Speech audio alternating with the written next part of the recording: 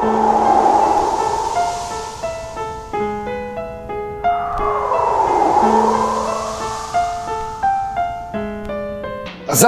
warahmatullahi wabarakatuh. Selamat malam semuanya teman-teman. Selamat datang kembali di channel kesayangan kita, channel Ilo Extreme. Dan dimanapun teman-teman berada, semoga teman-teman selalu dalam keadaan sehat walafiat tanpa kekurangan satu apapun. Amin amin ya robbal alamin. Dan untuk menemani hari Minggu ya, akhir pekan teman-teman semua, kami akan membawakan satu kisah dari penulis favorit kita semua, Mas Untung Prasetyo. Dan ini kisahnya asli keren, pakai banget nih. Dan tapi sebelum kita masuk ke dalam kisahnya, kami ingin mengucapkan dulu terima kasih kepada seluruh teman-teman yang sudah selalu hadir setiap harinya, yang sudah selalu setia mendukung channel kami. Karena kehadiran teman-teman lah kami selalu bersemangat berkarya di setiap harinya. Dan nggak pakai lama-lama lagi ya, nggak pakai berbasa-basi lagi, langsung aja kita masuk ke dalam kisahnya. Udah horor on. Warung sayur Mbak Menik.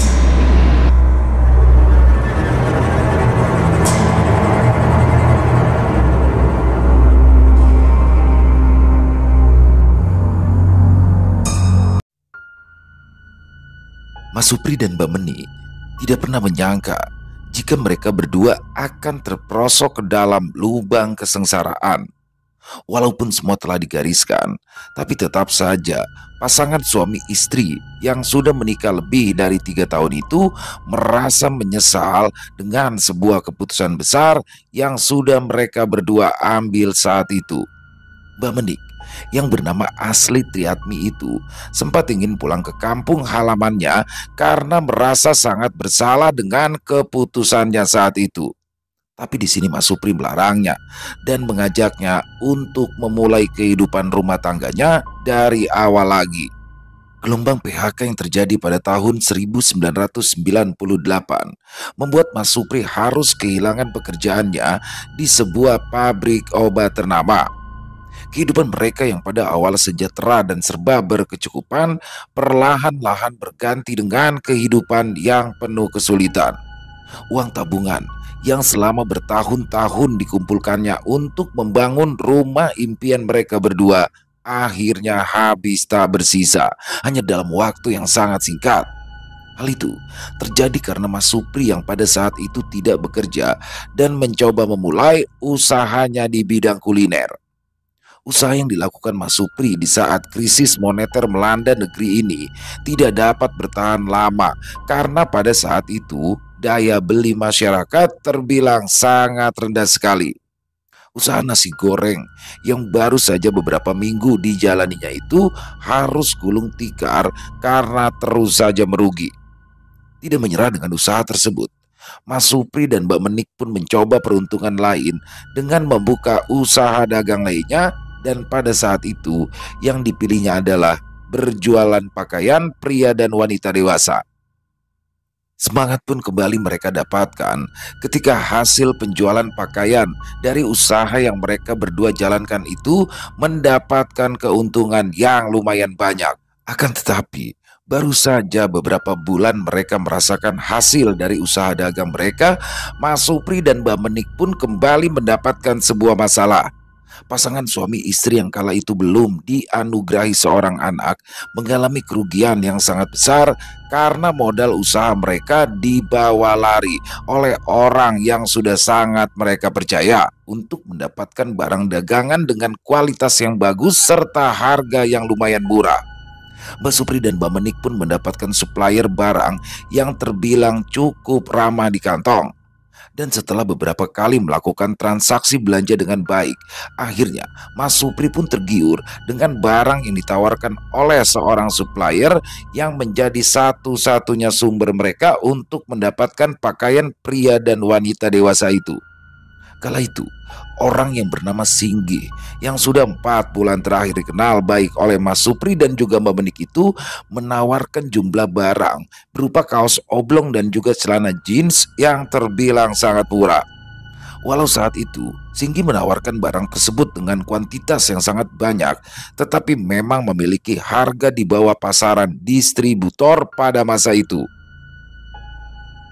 Setelah beberapa hari merundingkan tentang usaha dagang mereka, akhirnya Mas Supri dan Mbak Menik pun sepakat untuk mengambil barang yang sudah beberapa hari lalu ditawarkan oleh Singgi.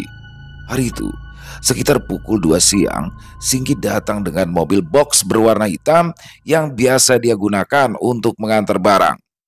Kedatangan Singgi saat itu ingin menunjukkan barang-barang yang ditawarkannya beberapa hari lalu. Mas Supri yang sudah sangat percaya kepada Singgi pun merasa sangat senang melihat barang-barang tersebut, walau saat itu barang yang dibawa Singgi akan diantarkan ke pasar Kebayoran Lama terlebih dahulu karena langganannya di sana sudah memesan barang itu 3 hari sebelumnya. Nah, ini Mas, barangnya seperti ini Mas, ujar Singgi sambil membuka pintu belakang mobil box yang digunakannya. Gimana? Mantap kan? Ini bukan barang biasa Mas, barang mewah, tapi harganya ramah, imbus Singgi sambil membawa beberapa kaos, kemeja dan juga celana jeans dari dalam mobil box tersebut. Ini barang biasanya dijual di mal-mal besar Mas. Mal Blok M aja ngambil sama kita kok, seru Singgi yang terus berusaha meyakinkan Mas Supri. Karena melihat barang yang dibawa oleh Singgi itu memang barang yang memiliki kualitas super, Mas Supri dan Mbak Menik pun semakin merasa yakin dengan penawaran Singgi tersebut. Ya, bagus sih. Tapi apa gak bisa beli separuh Mas? Masa iya kita harus beli barang satu mobil box penuh? Tanya Mas Supri yang mencoba bernegosiasi dengan Singgi. Wah, gak bisa Mas Supri. Kita ini cuma main partai besar. Kan udah jelas. Kalau sampean hitung harga ecerannya dengan harga borongan, selisihnya jauh Mas. Balas Singgi sambil memamerkan baju kemeja yang memang terlihat sangat bagus dengan kualitas bahan yang sangat baik juga. Kalau sampean mau, hari ini sampean bayar. Saya langsung bikinin notanya. Nah, besok siang lah barang langsung saya bawa ke sini, ujar Singgi sambil melipat kembali kemeja yang tadi ditunjukkannya. Barang ini barang langka Mas, susah nyarinya, belum tentu nemu loh setahun sekali, imbus Singgi lagi yang semakin membuat Mas Supri dan Mbak Menik tergiur. Gimana Dek? Tanya Mas Supri yang mencoba menanyakan istrinya untuk lebih meyakinkan dirinya. Besok aja Mas Singgi, barang datang langsung kita bayar. Gimana? Saut Mbak Menik yang membuat Singgi hanya tersenyum. Dengar nih Mbak, ini kalau bukan karena kita udah kenal akrab ya, gak mungkin saya nawarin barang ini. Kan saya udah bilang dari awal, saya pasti bantu deh buat gedein usahanya Mas Supri sama Mbak Menik. Saya yakin bulan depan sampean berdua tuh langsung bisa sewa kios dengan keuntungan dari barang yang sampean ambil ini. Balas Singgi yang terus saja berusaha meyakinkan Mas Supri dan juga Mbak Menik. Ya sudah deh Mas, bayar aja. Tapi barangnya minta diantar ke rumah, ujar Mbak Menik kepada Mas Supri dengan perlahan. Kamu yakin Dek? Tanya Mas Supri yang kembali bertanya kepada istrinya. Yakinlah, kita kan udah kenal baik sama Mas Singgi, balas Mbak Menik perlahan dengan harapan yang sangat besar karena terbuai oleh angan-angan akan mendapatkan keuntungan yang sangat besar. Mas Supri dan Mbak Menik pun mantap untuk membayar barang yang belum ada di tangan mereka. Sebuah masalah baru pun datang menghampiri kehidupan pasangan suami istri yang sangat giat dalam bekerja itu. Setelah mereka menyerahkan semua uang simpanan mereka kepada Singgi dan juga menandatangani nota pembelian dan menyerahkan uangnya kepada Singgi, Mas Supri pun merasa ada sesuatu yang janggal pada dirinya hari itu. Karena semua sudah terjadi, Mas Supri pun lalu membuang jauh pikiran negatifnya yang sempat berprasangka buruk kepada Singgi di hari itu. Singgi pun lalu pergi dengan membawa uang yang nominalnya cukup banyak dan hanya meninggalkan 3 potong kemeja berwarna putih, 3 potong celana jeans ukuran dewasa, dan setengah lusin kaos oblong dengan merek ternama. Keesokan harinya, Mbak Menik yang biasanya ikut pergi ke pasar untuk bergantian menjaga barang dagangannya pun memilih tinggal di rumah untuk menunggu kedatangan Singgi. Singgi yang memang sudah beberapa kali datang ke rumah Mas Supri dan juga Mbak Menik itu juga sudah dikenal oleh para tetangga yang tinggal di sekitaran rumah kontrakannya. Ketika hari semakin sore, Mbak Menik pun mulai merasa gelisah. Singgi yang berjanji akan datang ke rumahnya itu tidak kunjung muncul sedari tadi.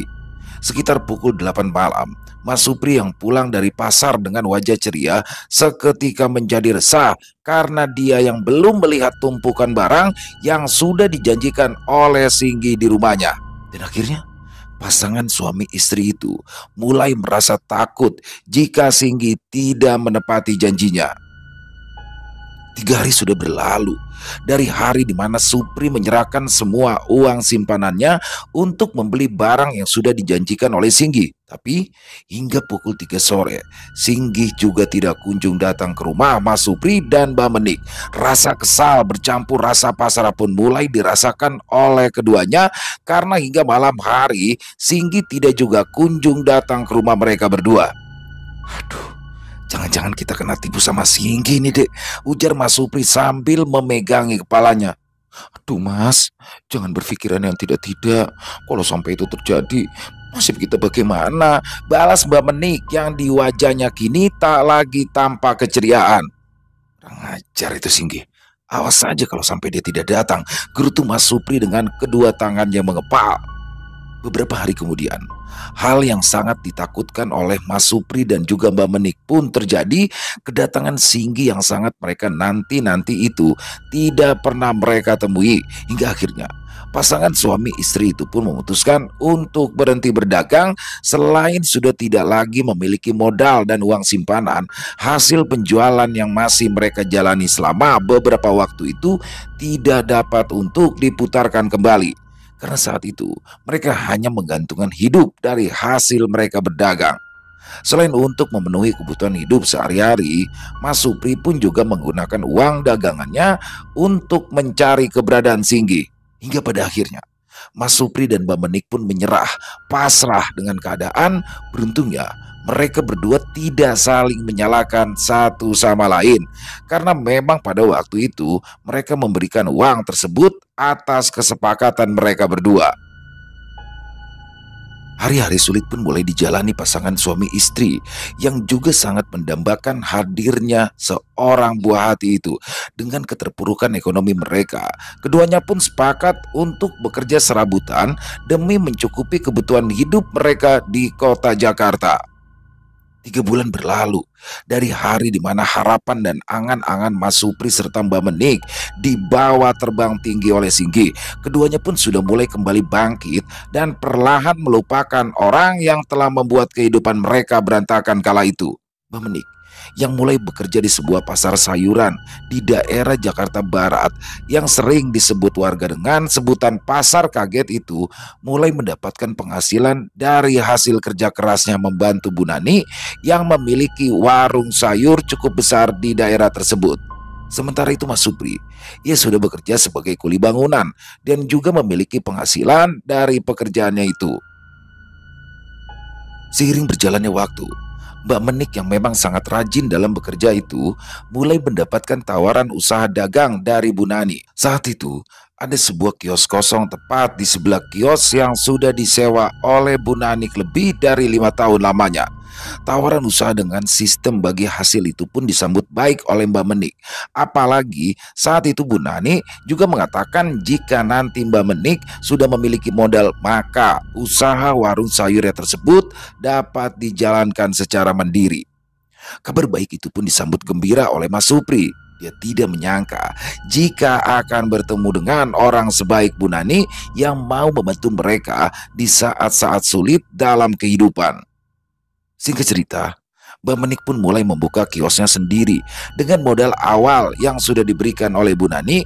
Walaupun mereka berjualan dagangan yang sama dan di tempat yang sama pula, tapi kedua warung sayur yang menjual beraneka ragam sayuran serta bumbu-bumbu dapur dan juga bahan makanan lainnya pun selalu saja ramai didatangi pembeli. Bahkan sebelum jam 12 siang, baik Mbak Menik maupun juga Bu Nanik sudah menutup warung sayurnya untuk pulang dan beristirahat. Semakin hari, usaha warung sayuran yang dikelola oleh Mbak Menik pun semakin ramai pembeli, hingga pada akhirnya Mas Supri pun memilih membantu istrinya berjualan di pasar yang berada di lingkungan padat penduduk itu. Hal yang sama pun terjadi dengan warung milik Bu Nani. Walaupun warung di sebelahnya ramai, tapi warung Bu Nani pun tidak pernah sepi pembeli dan dagangan yang dibawanya selalu habis terjual. Beberapa bulan kemudian, Mbak Menik yang sudah mendapatkan modal dari hasil ia berjualan pun mengutarakan maksudnya untuk mengembalikan modal yang diberikan oleh Bu Nani.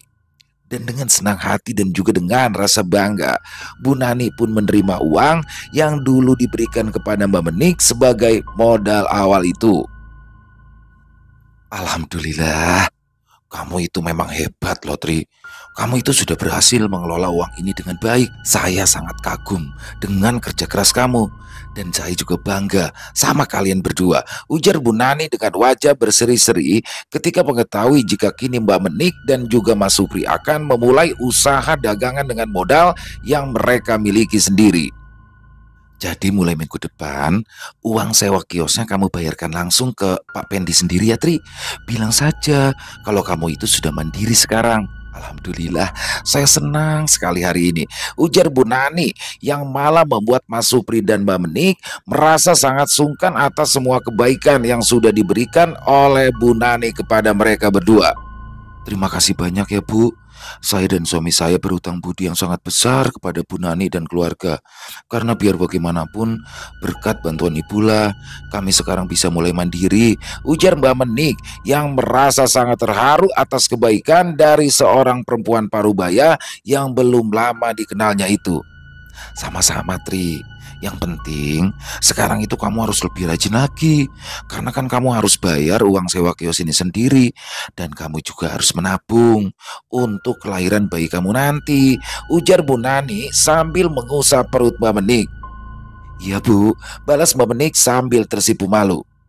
Kamu itu kan lagi hamil muda, jangan terlalu kecapean, jaga kesehatan kamu.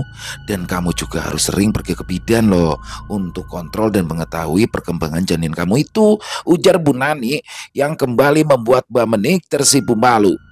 Walau merasa sangat senang dan penuh rasa bahagia hari itu, tapi Mbak Menik di sini merasa aneh dengan Bu Nani. Entah mengapa, bisa-bisanya Bu Nani mengatakan jika Mbak Menik sedang hamil saat itu. Padahal di sini Mbak Menik sendiri belum tahu akan hal itu, walaupun dia sudah mulai merasakan tanda-tanda kehamilannya. Aku kok heran ya sama Bu Nani, Mas. Kok dia bilang tadi aku lagi hamil ya? Tanya Mbak Menik kepada Mas Supri di saat mereka sedang bersantai di rumahnya. Loh, kamu itu bagaimana sih, Dek? Ya pastinya Bu Nani tahu lah. Dia itu kan juga seorang ibu yang sudah pernah mengandung. Dan dia pasti tahu ciri-ciri orang hamil, karena dia juga sudah pengalaman. Kan Bu Nani juga punya anak perempuan, bahkan sudah punya cucu. Balas Mas Supri yang memang masuk di akal. Tapi apa kamu hamil beneran ya Dek? Tanya Mas Supri penasaran. Aku sudah 3 minggu ini enggak head Mas, dan suka mual-mual kalau pagi, jawab Mbak Menik yang membuat Mas Supri merasa sangat senang mendengar apa yang baru saja dikatakan istrinya itu. Alhamdulillah, akhirnya kita bisa punya anak juga Dek, balas Mas Supri yang merasa sangat bahagia malam itu. Seiring berjalannya waktu, kehamilan Mbak Menik pun semakin membesar. Dan karena hal itulah, Mas Supri mengambil alih warung sayur yang selama ini lebih banyak dipegang oleh istrinya tersebut. Untuk memudahkan usahanya, Mas Supri dan juga Mbak Menik pun sepakat mencari seseorang untuk membantu Mas Supri berdagang di pasar setiap harinya. Beberapa bulan pun berlalu. Semuanya terasa baik-baik saja. Tidak ada satupun permasalahan yang hadir dalam kehidupan Mas Supri dan juga Mbak Menik. Warung sayurannya juga terlihat lebih ramai lagi. Dan juga Bu Nani lebih sering menjenguk Mbak Menik di rumahnya untuk memastikan keadaannya baik-baik saja. 9 bulan pun berlalu begitu cepat. Hari perkiraan kelahiran dari buah hati Mas Supri dan Mbak Menik pun semakin dekat. Dan kedua calon orang tua itu pun tidak sabar menunggu buah hati mereka hadir dalam pelukan. Karena kedua orang tua Mbak Menik dan juga Mas Supri berada di kampung halaman mereka masing-masing, maka yang dapat mereka mintai bantuan adalah para tetangga terdekatnya. Selain itu, Bu Nani yang terlihat ikut bahagia menjelang kelahiran buah hati Mbak Menik itu pun mulai ikut mempersiapkan semuanya. Walau merasa sangat sungkan dengan bantuan-bantuan yang diberikan oleh Bu Nani, tapi Mas Supri dan juga Mbak Menik pun merasa sangat bahagia. Bagaimana tidak? Pasangan muda yang jauh dari sanak saudara dan juga kedua orang tua mereka itu tidak pernah menyangka akan mendapatkan sosok ibu sekaligus orang tua seperti Bu Nanik di tanah perantauan kota Jakarta. Jakarta, tanggal 22 Januari 1999 menjadi hari paling bahagia yang sangat dinanti-nantikan oleh Mas Supri dan juga Mbak Menik. Setelah 5 tahun lamanya mereka hidup berumah tangga, akhirnya mereka berdua pun dikaruniai seorang bayi perempuan yang lahir dalam keadaan normal. Setelah melalui cobaan-cobaan berat dalam mengarungi bahtera rumah tangga, akhirnya mereka pun kembali mendapatkan kebahagiaan yang seolah menghapuskan pengalaman pahitnya setelah mereka ditipu mentah-mentah oleh Singgi. Dengan kehadiran sang buah hati, Mas Supri pun semakin giat dalam bekerja. Dia bersama Buyung yang pada saat itu menjadi orang kepercayaannya pun memulai kegiatan belanja di pasar induk lebih awal dari biasanya. Mas Supri pun mulai menambah barang dagangannya. Hingga kini warungnya pun semakin terlihat lebih besar daripada warung sayur milik Bu Nani. Bu Nani sendiri seolah tidak terganggu dengan kemajuan dari warung milik Mas Supri dan juga Mbak Menik. Kala itu bahkan Bu Nani mengusulkan kepada Mas Supri agar membuka warungnya seharian penuh dan menambah lagi barang-barang dagangan yang menjadi kebutuhan sehari-hari. Usulan dari Bu Nani pun diterima baik oleh Mas Supri. Setelah sebelumnya berunding dengan sang istri dan dengan menambah lagi orang yang bekerja membantunya, usaha warung sayur dan bahan makanan tersebut pun dapat meningkat dengan pesat hanya dalam waktu 3 bulan saja. Akan tetapi, di balik meningkatnya usaha warung sayur milik Mbak Menik dan juga Mas Supri, ada sebuah permasalahan baru yang membuat kebahagiaan yang baru saja dirasakan oleh pasangan suami istri itu seolah sirna. Saat itu, di usia putrinya yang sudah menginjak 5 bulan, kejadian yang tidak pernah disangka-sangka dan tidak pernah diharapkan pun mendatangi Mas Supri dan juga Mbak Menik. Buah hati yang sangat disayanginya itu tiba-tiba saja mengalami demam tinggi tanpa sebab yang jelas. Selain mengalami demam, muncul juga lebam berwarna biru kehitaman di bagian leher, dada dan juga kaki dari bayi perempuan yang sangat menggemaskan itu. Dan yang membuat Mas Supri dan juga Mbak Menik merasa sangat sedih adalah kepergian dari buah hatinya itu untuk selama-lamanya. Setelah demam tinggi yang dialami bayi mungil tersebut yang disertai munculnya lebam berwarna biru kehitaman di tubuhnya. Baru saja beberapa bulan mereka merasakan kebahagiaan, namun cobaan hidup kembali harus dirasakan oleh Mbak Menik dan juga Mas Supri. Dan untuk menghilangkan kesedihannya, Mbak Menik pun memilih kembali menyibukkan dirinya di pasar dengan ikut berjualan dan mengurus warung sayuran yang dirintisnya sedari ia bekerja membantu usaha milik Bu Nani. Kehidupan Mas Supri dan Mbak Menik pun kembali normal. Hari-hari mereka lalui di pasar dengan bergantian menjaga warung. Buyung dan juga Ulfa yang masih membantu Mas Supri serta Mbak Menik pun terlihat makin bersemangat dalam bekerja. Karena tidak ingin kehilangan waktu bersama, Mas Supri pun mulai mengatur jadwal mereka untuk bergantian berada di pasar. Mas Supri dan Buyung memulai tugas berbelanja ke pasar induk pada jam 2 pagi dan pulang pada jam 8 pagi. Lalu Mbak Menik dan Ulfa datang pada pukul 6 pagi di saat-saat sedang ramai para pembeli dan pulang pada pukul 3 sore. 2 bulan sudah berlalu. Kesedihan pun sudah tidak lagi nampak di wajah Mbak Menik serta Mas Supri. Selain itu, mereka berdua juga mendapatkan kabar gembira dari Bu Nani yang selama ini sudah dianggap sebagai orang tua mereka sendiri. Kabar baik yang disampaikan oleh Bu Nani itu semakin membuat Mbak Menik bersemangat dalam usahanya. Ya, kabar baik itu adalah kabar tentang Bu Nani yang akan membuka warung cabang di 2 pasar kaget yang juga masih berada di daerah Jakarta Barat. Hari ini, kalian berdua ndak usah buka sampai sore, karena kalian harus datang ke warung baru ibu yang ada di Jalan Hijau dan di Jalan Tinggi. Pinta Bu Nani yang disambut dengan gembira oleh Mbak Menik. Iya dong Bu, saya mau lihat warung Ibu dan saya juga akan mengikuti jejak Ibu nantinya, balas Mbak Menik yang membuat Bu Nani ikut tersenyum. Ya harus Tri, selama kita berusaha pasti kita bisa, ucap Bu Nani penuh semangat. Beberapa bulan kemudian, Mbak Menik pun jatuh sakit. Pada awalnya, Mbak Menik hanya sekedar mengalami demam yang disertai flu dan batuk. Tapi dalam beberapa hari berikutnya, sakit yang dialami oleh istri Mas Supri itu terlihat semakin parah. Sudah 2 minggu setelah ia jatuh sakit, Mbak Menik pun hanya berdiam diri di rumah. Tubuhnya yang semula padat berisi, perlahan-lahan terlihat semakin kurus dan mulai juga muncul lebam berwarna biru kehitaman di bagian tubuh Mbak Menik. Selain itu, dia juga mulai mengalami kejadian-kejadian janggal yang belum pernah dialami sebelumnya. Malam itu, sekitar pukul 11, Mbak Menik bermimpi didatangi oleh Bu Anik dan seorang perempuan yang mengenakan pakaian serba hijau serta memakai banyak perhiasan emas di tubuhnya.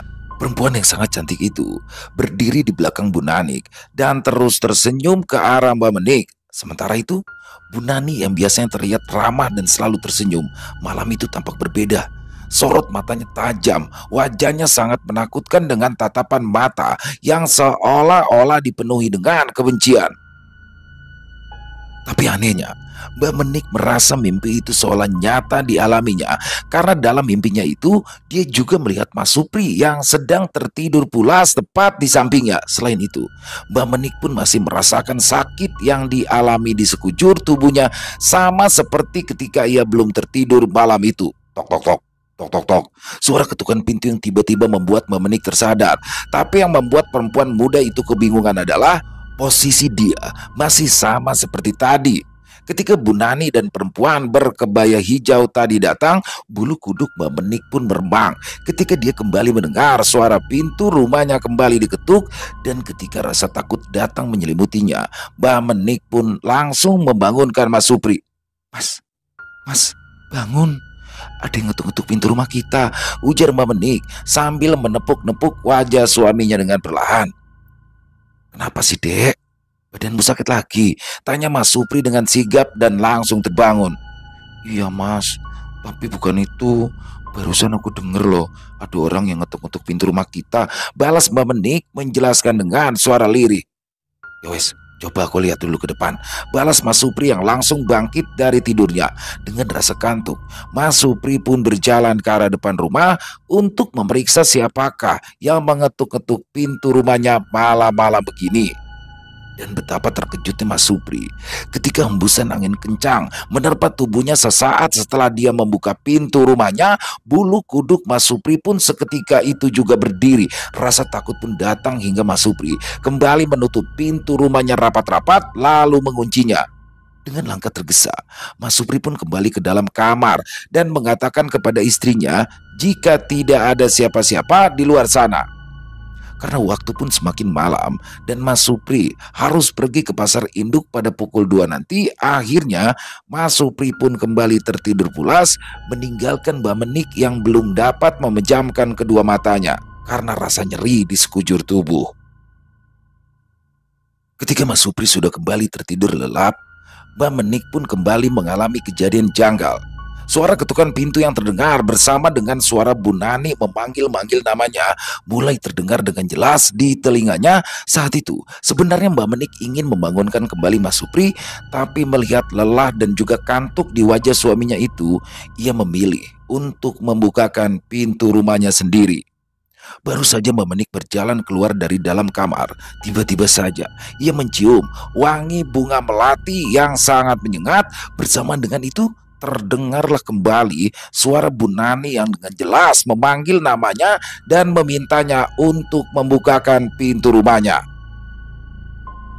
Walau seluruh tubuhnya terasa sangat nyeri dan sakit, tapi perlahan-lahan Mbak Menik memaksakan kakinya untuk melangkah karena suara Bu Nani yang sedari tadi terus saja memanggilnya. Walau diselimuti rasa takut di hatinya, tapi Mbak Menik terus melangkah dengan satu tangan yang bertumpu pada dinding rumahnya. Dan begitu sampai di depan pintu, wangi menyengat bunga melati pun tiba-tiba menghilang dan berganti dengan bau anyir darah yang langsung membuat Mbak Menik merasa sangat mual. Walaupun begitu, Mbak Menik pun terus mencoba meraih gagang pintu dan dengan sekuat tenaga ia mulai memutar anak kunci yang selalu digantung pada lubang kunci di pintu tersebut. Sesaat sebelum anak kunci yang sudah 1 kali diputar oleh Mbak Menik itu terbuka, Mbak Supri pun tiba-tiba saja memegang tangannya seraya memberi isyarat kepada Mbak Menik untuk diam dan tidak bersuara. Entah karena merasa terkejut dengan kehadiran suaminya atau karena hal lain, tubuh Mbak Menik mulai gemetar dan wajahnya terlihat sangat pucat. Mas Supri yang merasa sangat khawatir dengan keadaan istrinya itu pun langsung menggendong tubuh kurus sang istri dan perlahan-lahan berjalan kembali ke kamar.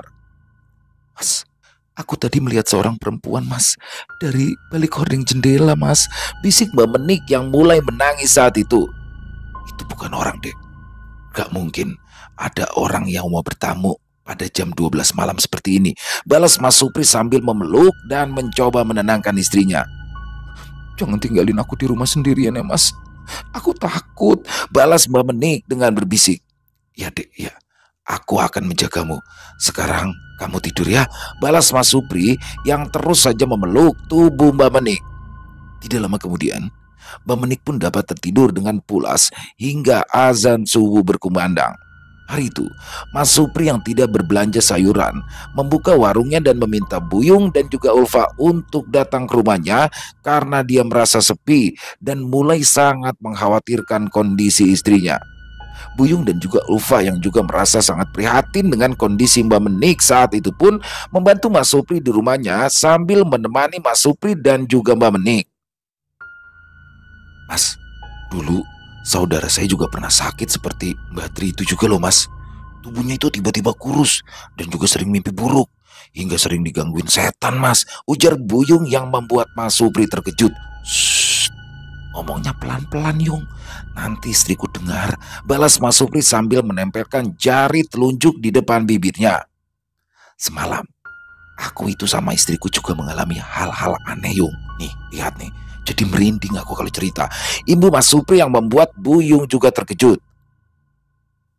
Mas Supri tadi malam itu mimpi apa mengalami langsung? Tanya Buyung penasaran.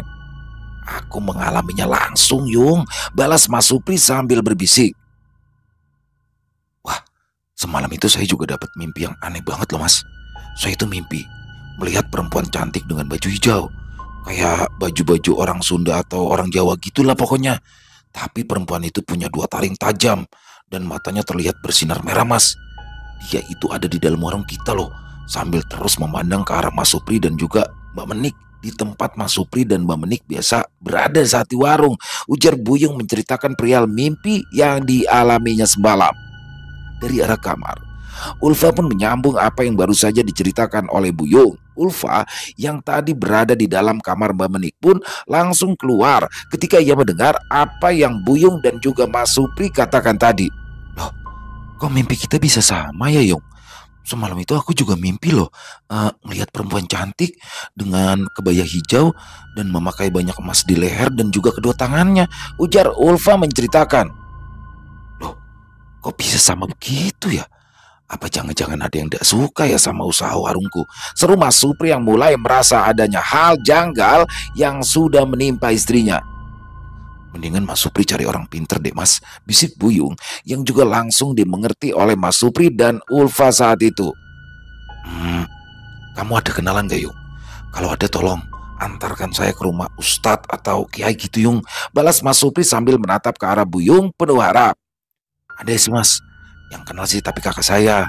Sekarang coba saya tanya ke kakak saya dulu ya, di mana rumah Pak Ustadznya, balas Buyung dengan sangat antusias. Ya, Yung, tolong. Sebelumnya terima kasih loh, Yung. Maaf ini jadi merepotkan kamu, ucap Mas Supri sambil menepuk pundak Buyung. Ulfa, kamu tolong temani istriku dulu ya. Nanti kalau Buyung sudah dapat alamatnya Pak Ustadz, saya mau langsung berangkat ke sana, pinta Mas Supri kepada Ulfa. Ya, Mas, tenang aja. Tapi saya izin belanja dulu ya. Mau bikin makanan buat Mbak Menik sama mau masak buat Mas Supri, balas Ulfa menjelaskan. Sekitar pukul 1 siang, Buyung pun kembali datang ke rumah Mas Supri dengan membawa kabar baik. Buyung mengabarkan jika dia sudah berhasil mendapatkan alamat dari ustadz tersebut dan sehabis asar nanti Mas Supri langsung diajak ke rumah ustadz tersebut. Sebenarnya, jarak rumah ustadz yang dimaksud oleh Buyung tidaklah terlalu jauh dari rumah Mas Supri, hanya sekitar 20 menit perjalanan dengan menggunakan sepeda motor. Setelah meminta izin kepada Mbak Menik, Mas Supri dan Buyung pun langsung beranjak menuju ke rumah seorang ustadz yang bernama Sobur Alim dan biasa dipanggil dengan panggilan Ustadz Sobur. Orang asli daerah setempat itu memang sudah dikenal biasa mengobati orang yang mengalami gangguan-gangguan non-medis atau penyakit yang disebabkan oleh makhluk gaib. Sesampainya Buyung dan juga Mas Supri di rumah Ustadz Sobur, mereka berdua harus menunggu agak lama untuk dapat bertemu dengan beliau. Tapi yang membuat Buyung dan juga Mas Supri terkejut adalah ketika Ustadz Sobur keluar dari dalam rumahnya, beliau pun langsung memberikan 2 gelas air putih dan keduanya diminta untuk menghabiskan air tersebut. Kalau datang kemari jangan bobo demit ngapa mas? Ujar Ustadz Sobur sambil tertawa lalu mengulurkan tangan sambil menyalami Buyung dan juga Mas Supri. Mendengar apa yang disampaikan oleh Ustadz Sobur, Mas Supri pun sangat terkejut tentunya. Dia tidak menyangka jika dirinya sedang mengalami gangguan dari makhluk tak kasat mata. Setelah menyalami Mas Supri dan juga Buyung, Ustadz Sobur pun kembali masuk ke dalam rumahnya dan tidak lama kemudian Ustadz Sobur memberikan air putih dalam plastik bening kepada Mas Supri dan memintanya pulang untuk segera memberikan air tersebut kepada istrinya. Sementara itu, Buyung diminta untuk tetap tinggal untuk mengantarkan Ustadz Sobur pergi ke rumah Mas Supri setelah waktu maghrib nanti. Ini air diminumin ke bini lu ya. Sisain dikit buat ngebasuh muka sampai kepala, tangan sama kaki sama bagian punggungnya. Ustadz Sobur yang kembali membuat Mas Supri terkejut. Iya Pak Ustadz, tapi bagaimana Pak Ustadz bisa tahu ya kalau saya datang ke sini itu buat minta bantuan sama Pak Ustadz? Tanya Mas Supri yang masih bingung karena hal itu. Ceritanya panjang, ntar malam dah ya saya ceritain. Yang penting sekarang lu pulang dulu dah. Kasihan bini lu noh. Balas Ustadz Sobur yang membuat Mas Supri langsung berpamitan untuk pulang. Sesampainya di rumah, Mas Supri pun langsung memberikan air yang sudah diberikan oleh Ustadz Sobur. Setelah memindahkannya ke dalam botol plastik, Mas Supri pun lalu meminumkannya kepada Mbak Menik, lalu membasuhkan air tersebut ke bagian wajah, kepala, punggung, kaki, dan tangan Mbak Menik. Dingin mas, ujar Mbak Menik yang kembali merebahkan tubuhnya dan meminta Mas Supri menyelimutinya. Sabar ya dek, sebentar lagi Pak Ustadz mau datang ke rumah kita, balas Mas Supri yang kembali mengkhawatirkan kondisi istrinya. Perempuan muda yang masih berusia sekitar 27 tahun itu terlihat sangat lemah dengan tubuh yang sangat kurus sekali. Wajahnya yang dulunya selalu terlihat ceria kini tampak murung dan juga pucat. Semangat hidup yang terus ditunjukkannya perlahan-lahan padam karena penyakit aneh yang kini dialaminya itu. Sekitar 15 menit berlalu, tubuh Mbak Menik pun mulai menggigil kedinginan. Mas Supri dan Ulfa yang berada di dalam kamar menemani Mbak Menik pun merasa sangat khawatir dengan kondisinya tersebut. Sudah berlapis-lapis selimut yang digunakan oleh Mbak Menik, tapi dia masih merasa sangat kedinginan dan tubuhnya kembali merasa nyeri dan juga sakit seperti tertusuk-tusuk. Menjelang waktu maghrib, perlahan tapi pasti keadaan Mbak Menik pun membaik. Keringat mulai keluar dari dalam tubuhnya dan membasahi pakaian yang dikenakannya. Rasa nyeri dan juga rasa sakit yang menusuk-nusuk tadi kini mulai menghilang dan Mbak Menik pun dapat tertidur dengan sangat lelap.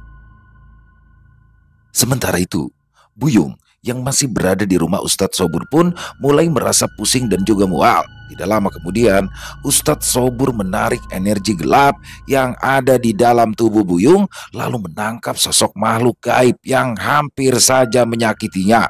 Entah apa yang dilakukan oleh Ustadz Sobur kepada Buyung di belakang tubuhnya, tapi setelah selesai mengusap-ngusap dan juga menepuk-nepuk punggungnya, Buyung pun lalu diberikan botol air mineral kosong dan diminta memegangnya. Lu pegang, lu lihat baik-baik dah. Apa tuh isinya? Ujar Ustadz Sobur kepada Buyung. Ya Pak Ustadz, jawab Buyung yang mulai memandangi botol air mineral kosong yang dipegangnya. Kelihatan kagak Yung? Tanya Ustadz Sobur yang dibalas tawa kecil Buyung. Kosong Pak Ustadz, balas Buyung sambil tersenyum hingga barisan giginya terlihat jelas. Baca Fatihah dalam hati Yung, ucap Ustadz Sobur sambil mulai mengusap bagian atas kepala hingga ke bagian wajahnya. Tidak lama kemudian, Buyung melempar botol air mineral yang dipegangnya itu sambil melompat karena terkejut. Buyung lalu menutup wajahnya dan berlindung di bagian belakang tubuh dari Ustadz Sobur. La ilaha illallah, lu ngapain sih dijingkrakan begitu? Ujar Ustadz Sobur yang kesal melihat tingkah laku Buyung. Itu Pak Ustadz, ada genderuwo di dalam botolnya, balas Buyung yang merasa sangat ketakutan. Genderuwo di dalam botol lu takutin, giliran tadi ada di badan lu kagak takut tuh. Buyung, balas Ustadz Sobur sambil tersenyum. Yang bener Pak Ustadz, masa iya ada genderuwo di badan saya sih? Seru Buyung yang merasa bulu kuduknya meremang dengan hebat kala itu. Sekarang mending lu pulang dulu dah, ntar habis maghrib lu kemari lagi dah, anterin gua ke rumah mas-mas Jawa tadi. Balas Ustadz Sobur sambil tertawa. Sebelum azan Isya berkumandang, Buyung dan Ustadz Sobur pun sampai di kediaman Mas Supri. Udara sejuk yang terasa di rumah itu pun perlahan-lahan berubah menjadi panas setelah Ustadz Sobur berada di rumah itu. Astagfirullahaladzim, ganas juga nih ular kadut, ujar Ustadz Sobur yang terus mengedarkan pandangan matanya ke sekeliling ruangan tempatnya berada. Mas, ambil wudhu dah, kita ngaji sekarang juga, imbu Ustadz Sobur yang sudah selesai menetralisir energi gelap yang ada di rumah Mas Supri dan membuatkan pagar gaib setelahnya. Sekitar pukul 8 malam, setelah selesai mengaji bersama, Mas Supri, Buyung dan juga Mbak Menik mulai merasakan rumah Mas Supri kembali sejuk. Hawa panas yang sedari tadi mengurung tempat itu menghilang dengan sendirinya setelah ayat-ayat suci Al-Quran dibacakan di rumah itu.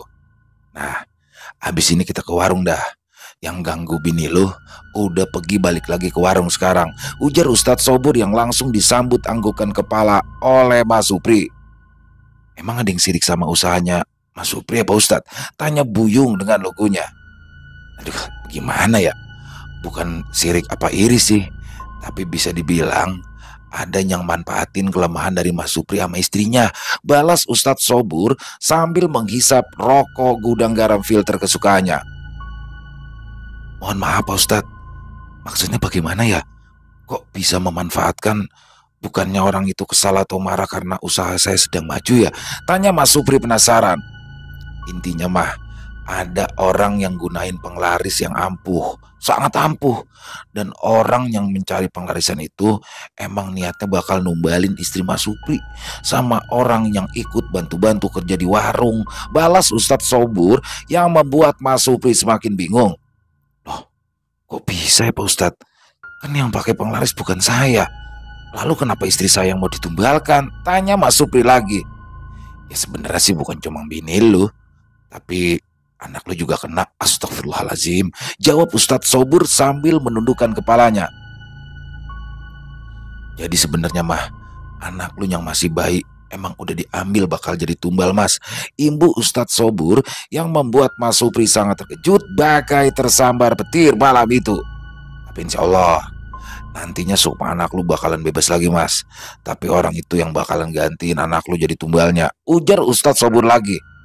Sekarang mendingan bawa dah bini lu ke dokter biar dapat perawatan yang layak.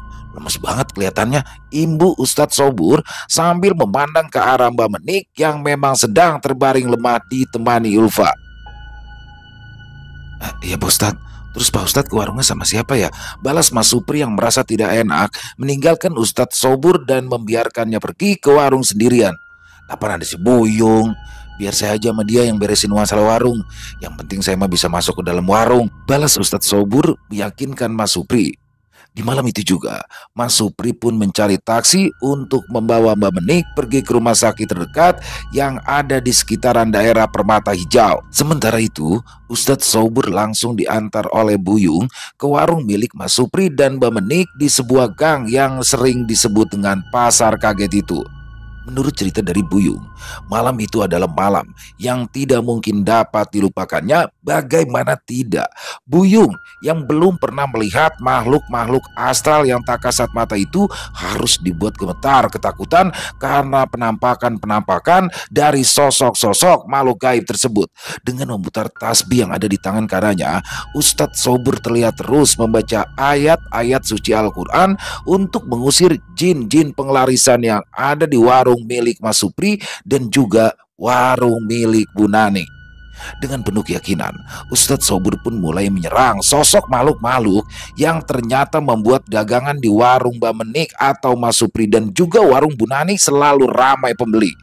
Setelah terus menyerang dan berusaha mengusir makhluk-makhluk tersebut, Ustadz Sobur yang sudah bermandikan keringat itu pada akhirnya keluar dari dalam warung seraya mengucapkan syukur dan meminta Buyung untuk menutup kembali warung tersebut. Alhamdulillah Yung, itu jin-jin perewangan mau pergi juga deh warung ini, ujar Ustadz Sobur sambil mengusap keringat di wajahnya dengan sapu tangan yang diambil dari saku celananya. Saya masih bingung deh Pak Ustadz, yang melakukan pesugihan itu sebenarnya siapa sih Pak Ustadz? Masa iya Mas Supri nyari pengelarisan ke dukun, orang istrinya sakit aja dia bingung? Tanya Buyung yang merasa sangat penasaran. Ya, ntar aja gue ceritain di rumah gue sambil ngopi. Kalau di sini gue takut ada jin yang nempel ke badan lu, balas Ustadz Sobur yang membuat Buyung bergidik ngeri. Sesampainya Buyung di rumah Ustadz Sobur, beliau pun mulai menceritakan apa yang sebenarnya terjadi dengan Mas Supri dan istrinya. Jadi, ternyata sewaktu Mbak Menik bekerja membantu Bu Nani berjualan di pasar, warung milik Bu Nani belum ramai dan besar, tapi setelah beberapa bulan, warung Bu Nani mulai ramai pembeli. Hal itu dikarenakan penglaris yang diberikan oleh seseorang kepada Bu Nani dengan syarat-syarat tertentu, dan syarat itu tentunya adalah tumbal dari nyawa seseorang. Karena tidak ingin mengorbankan keluarganya, maka Bu Nani pun memberikan modal kepada Mbak Menik dan memintanya untuk mengelola warung sendiri tepat di sebelah warung milik Bu Nani. Atas kesepakatan ini dibuat oleh Bu Nani dengan seorang dukun pemberi pengelarisan itu, maka Bu Nani pun berniat menumbalkan Mbak Menik. Setelah kesepakatan tercapai, Mbak Menik pun mulai membuka warung miliknya sendiri dengan modal yang didapatkannya dari hasil bekerja sama dengan Bu Nani. Setelah usaha dagang Bu Nani dan juga Mbak Menik semakin ramai dan selalu laris manis setiap harinya, bersama dengan itu Mbak Menik pun mengandung dan melahirkan bayi perempuan. Dan entah mengapa, bayi perempuan lucu itulah yang lebih dulu dijadikan tumbal untuk menggantikan Mbak Menik yang sebelumnya telah dipilih oleh Bu Nani. Hal itu dapat dibuktikan dengan dibukanya warung baru di dua tempat berbeda setelah kematian bayi perempuan yang tidak lain dan tidak bukan adalah anak dari Mbak Menik dan juga Mas Supri. Seiring berjalannya waktu, perjanjian yang sedari awal dibuat pun kembali berjalan, dan hal itulah yang membuat Mbak Menik jatuh sakit hingga perlahan-lahan tubuhnya pun habis menjadi kurus kering.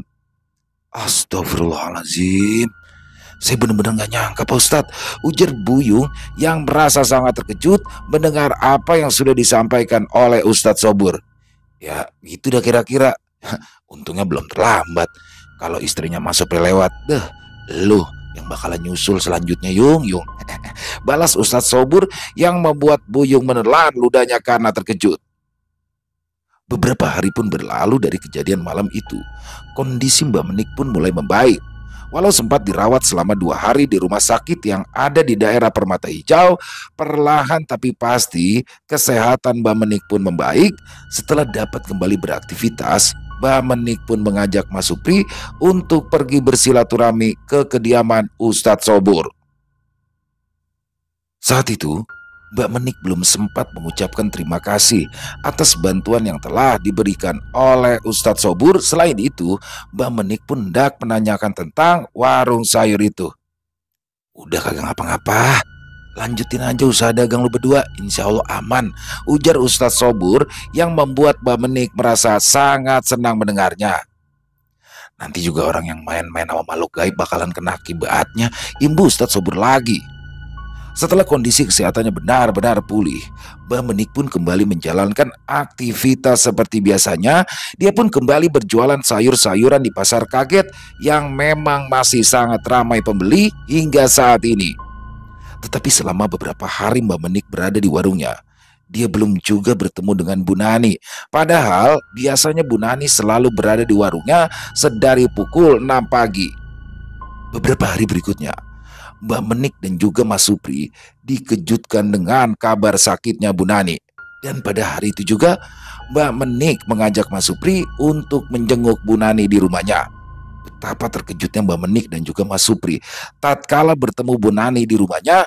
Perempuan parubaya dengan tubuh gemuk itu kini terlihat kurus dan terbaring dengan lemah. Selain itu, di sekujur tubuhnya terdapat lebam-lebam berwarna biru kehitaman yang sama persis dengan yang ada pada beberapa bagian tubuh Mbah Menik serta juga bayi perempuan yang sudah meninggal dunia. Tidak ingin berburuk sangka kepada orang yang telah berjasa dalam kehidupannya, Mbah Menik pun tetap mendoakan kesembuhan untuk perempuan yang sudah dianggapnya sebagai orang tuanya sendiri. Tidak sampai 1 minggu dari kedatangan Mbah Menik dan Mas Supri ke rumah Bu Nani, kabar duka pun datang menghampiri pasangan suami istri yang masih berjualan di pasar kaget pagi itu. Kabar duka yang menggemparkan pasar itu datang dari kediaman Bu Nani yang mengabarkan tentang kematiannya. Selesai. Wow, luar biasa. Kisah dari Untung Prasetyo, keren banget ya. Kisahnya keren banget dan seperti biasa ya, Mas Untung itu kisah-kisahnya selalu lugas dan kayak tuntas gitu semuanya. Jadi keren banget ya. Kisah Mbak Menik dan Mas Supri, pasangan muda yang berangkat dari Jawa datang ke ibu kota mengadu nasib.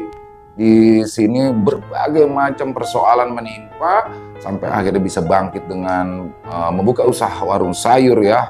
Jadi memang di tahun 98 itu buat teman-teman mungkin yang pernah merasakan kehidupan di tahun 1998 terutama di kota Jakarta saat itu benar-benar kacau dan memang semua serba sulit, gelombang PHK dan lain-lain, usaha pun juga otomatis sulit. Intinya pada saat itu benar-benar cobaan banget ya bagi kehidupan dan ini dirasakan juga oleh Mbak Menik dan Mas Supri selaku pasangan muda. Tapi di sini memang Bu Aniknya ini memang dari awal udah kelihatan ya, dia baik tanpa sebab dan itu cluenya ada ketika dia megang perut tuh. Di situ dia tahu, kok dia tahu gitu kalau si Mbak Menik ini hamil gitu. Dan ternyata benar semuanya. Sampai akhirnya alhamdulillah mereka berdua bisa bertemu dengan sosok Ustadz Sobur. Ustadz Sobur yang ada di daerah Bilangan Jakarta Barat ya. Jadi di sini alhamdulillahnya Ustadz Sobur bisa membantu dan menetralisir semuanya. Akhirnya Mbak Menik dan Mas Supri semuanya baik dan ya itulah. Selalu saya bilang berkali-kali karma pasti akan mencari jalannya sendiri. Bu Anik akhirnya menerima karma dari semuanya ya seperti biasa. Pesugihan kalau saya lihat ini jenis pesugihan ya karena memakan tumbal nyawa di sini. Pesugihan itu akan berakhir dengan tragis teman-teman. Jadi seandainya ada kebahagiaan, seandainya ada kesuksesan itu sifatnya sementara dan akhirnya pasti akan tragis endingnya.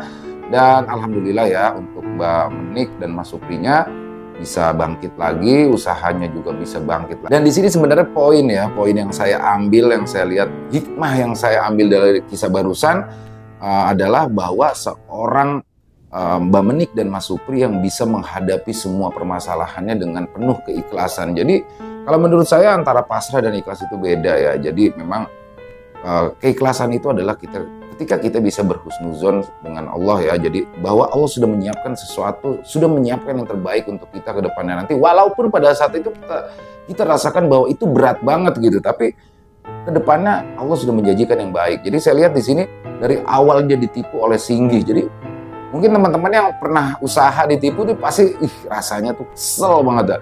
Dan orang kayak Singgih ini kayak pengen gitu. Tapi di situ dia bisa menghadapinya dengan baik sampai ya diambil anaknya, kesehatannya sempat memburuk tapi alhamdulillah ketika dia melewatinya dengan baik insya Allah. Ini jadi pelajaran buat kita semua teman-teman ya termasuk saya pribadi bahwa jalani semua dengan penuh keikhlasan dan jangan pernah menyerah dalam berusaha. Itu keren banget. Dan semoga saja ya kisah barusan bisa menghibur teman-teman semua, para pecinta penikmat horor misteri, lebih khususnya lagi kepada para subscriber dari channel Ilo Extreme. Dan buat Mas Untung Prasetyo, kisahnya keren banget.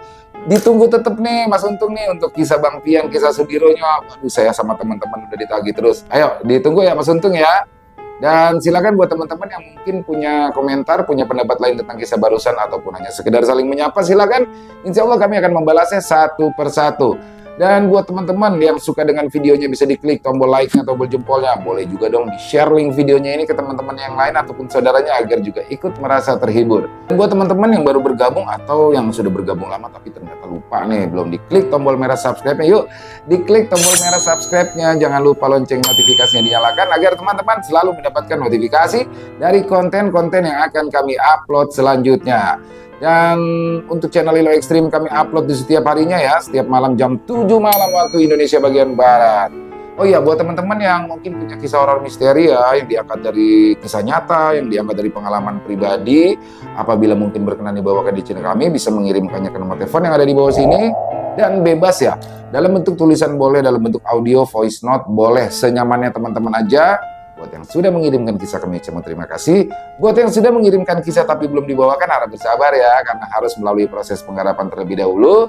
Di akhir kata, saya Ilo mengucapkan permohonan maaf apabila dalam pembawaan kisahnya ada kata-kata saya yang salah ataupun ada kata-kata saya mungkin yang kurang berkenan di hati teman-teman. Saya mohon dibukakan pintu maaf yang seluas-luasnya, karena saya hanyalah manusia biasa, tempatnya salah dan dosa. Sampai berjumpa lagi di konten-konten kami selanjutnya yang pasti tidak kalah ngerinya, yang pasti tidak kalah seramnya. Masih bersama saya Ilo di channel Ilo Extreme. Salam sehat, sukses selalu untuk kita semua. Jangan lupa bahagia, tapi jangan pernah pura-pura bahagia. Wassalamualaikum warahmatullahi wabarakatuh.